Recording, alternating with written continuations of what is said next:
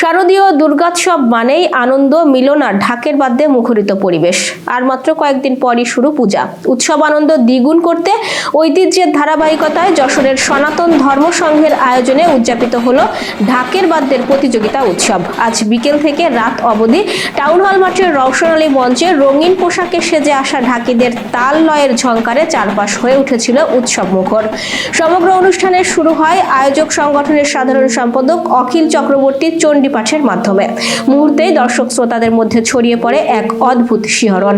শুধু প্রতিযোগিতা নয়, আয়োজনের অংশ ছিল আলোচনা ও সাংস্কৃতিক অনুষ্ঠানও। সমগ্র আয়োজনে প্রধান অতিথি ছিলেন যশোরের জেলা প্রশাসক আজাহারুল ইসলাম। প্রতিযোগিতায় অংশ নেন মোট 25 জন ঢাকি।